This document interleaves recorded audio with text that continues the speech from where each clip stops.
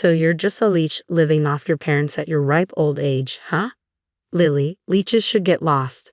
This is going to be our house. My 8-year-old niece, Emily, spat out these hurtful words, grinning. My sister Anne and her husband Sam were snickering next to Emily. I could guess the kind of parenting they were doing, given the outrageous statement from an 8-year-old.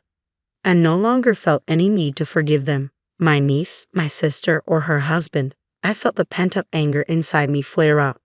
My name is Lily. I live with my parents at our family home. I used to live on my own, but I moved back home because I was worried about my aging parents. I love my work and I'm not at all interested in relationships.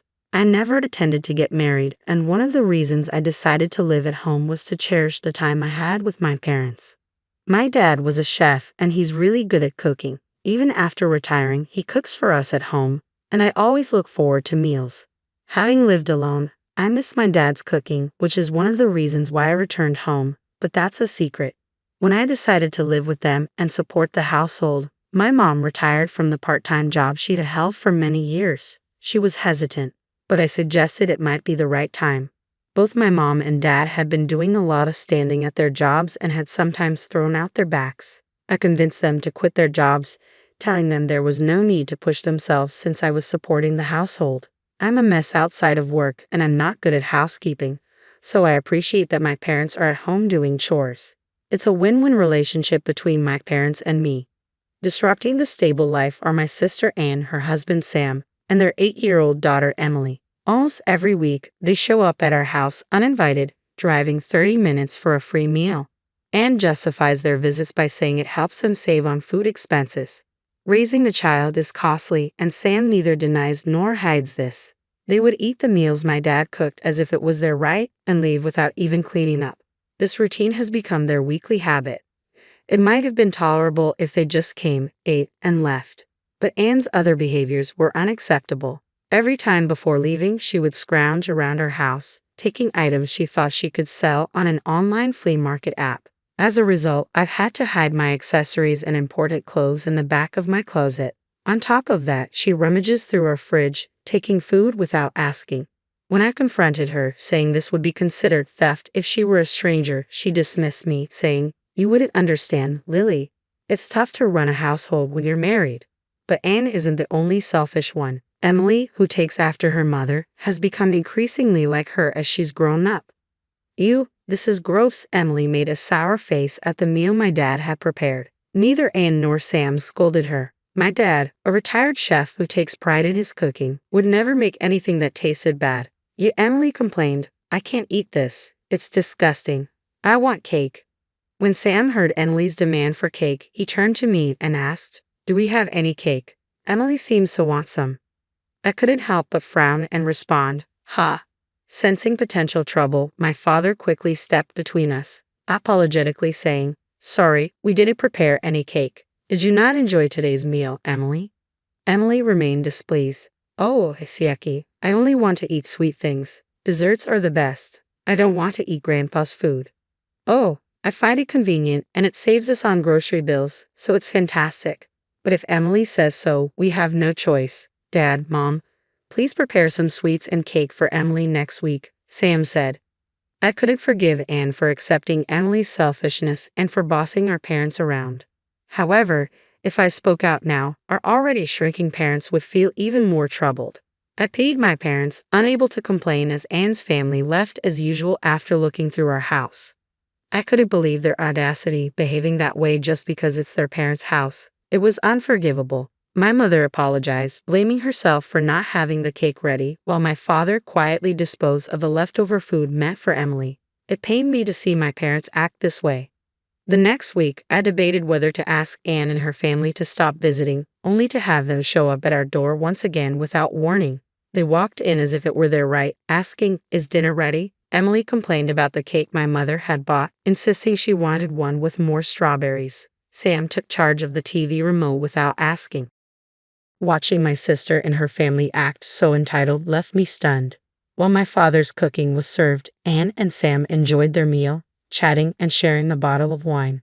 Emily, unhappy with the cake and refusing to eat her dinner, played games on her phone, remarking, "Grandpa and Grandma are really useless." desperate for them to leave, and suddenly chirped, "Oh, by the way, we've decided to move into this house starting next week." Huh. My voice echoed with surprise, and it seemed my parents, equally taken aback, hadn't heard this before. Sam chimed in to support Anne's announcement, saying, "Driving here every week is a hassle. Living together will save on groceries and rent." Struggling to find my voice, I finally objected. "Wait a minute, this is sudden. We don't have enough rooms, and you're planning to live here without contributing financially. That's presumptuous." Anne and Sam's faces twisted at my words, but it was Emily who spoke up first. "Lily is just a leech living off her parents. Leeches should leave. This will be our house," she said smugly, earning stifled laughs from her parents. I couldn't believe an 8-year-old could speak like that. I was stunned that Emily, at such a young age, called me a leech. It seemed clear that Anne and Sam had influenced her to see me in such a negative light. "No, Emily, don't say that. You'll hurt Lily's feelings," Anne interjected, trying to defuse the situation. "I don't want to live with Lily. I want her gone by next week. It's embarrassing to live with a parasite. What if my friends find out?" Emily stared at me disdainfully, with Anne and Sam chuckling beside her. Anger surged through me after enduring their behavior for so long. "All right, I will leave by next week, as you wish," I replied calmly. Anne's family seemed pleased with my answer, laughing as they always did without offering to help clean up.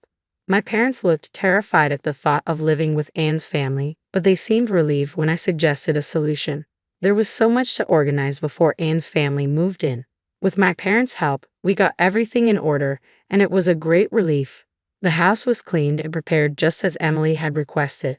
The day arrived when Anne's family was supposed to move in, and I busied myself organizing in my new place. I missed my old house where I had lived for so many years, but the new place was nice, and I felt a sense of relief knowing that I wouldn't be irritated every time Anne's family visited. While I was engrossed in cleaning, my phone rang again, showing numerous missed calls from Anne. I picked up. "Lily, why didn't you pick up earlier? There's a problem with our house," Anne cried. "Well, it's my house actually. I've already demolished it," I said, half jokingly. Anne screamed, "What have you done?" I could only imagine their shock when they arrived to find the house in the midst of demolition. You see, when I had moved back to support my parents, the house was transferred to my name. It was my decision to demolish it. I felt it was better to knock it down than let Anne's family take it over.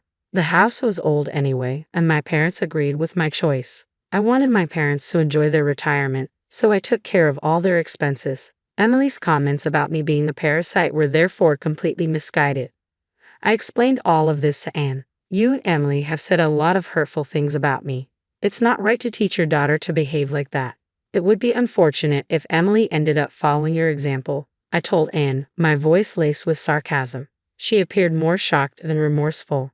After selfishly criticizing me, she came to me almost in tears, asking, "What should we do?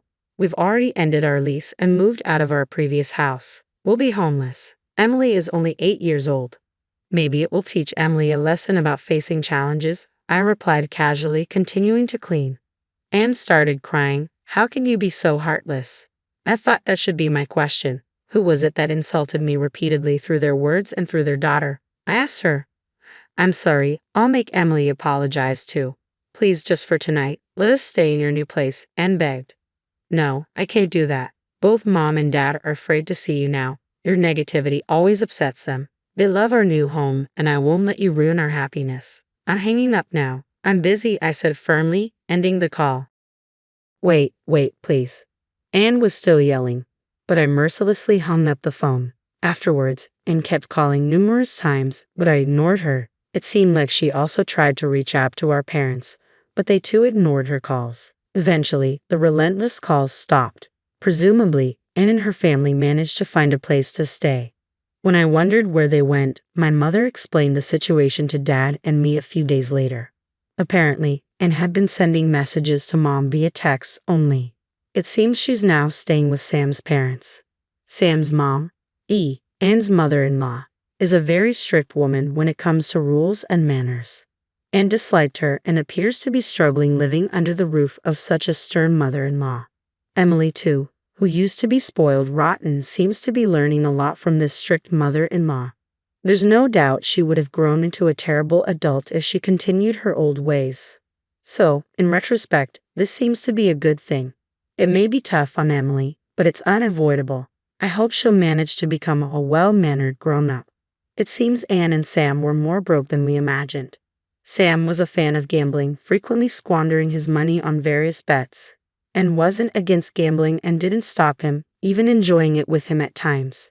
However, they accumulated a substantial amount of debt due to their gambling. In order to repay this debt, it seems that they wanted to live with our parents. I was dumbfounded by how audacious their reason was. Sam ended up returning to his parents' house but reportedly disappeared after a few days. Whether he ran away of his own accord due to being chased by debt collectors or was forcibly taken away to work was unclear. Regardless, since he left a note saying, "I'm leaving home, please don't search for me," the police treated it as a case of him simply leaving home.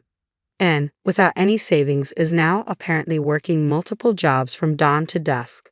She's sending daily messages to Mom about her hardships, but it seems Mom has no intention of helping Anne.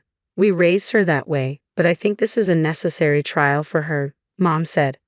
"For your information, our parents and Sam's parents are on good terms and frequently communicate." When Mom apologized to Sam's mom for the trouble caused by Anne and Emily, Sam's mom energetically responded, "Having these kids who are worth educating has added some spice to my life.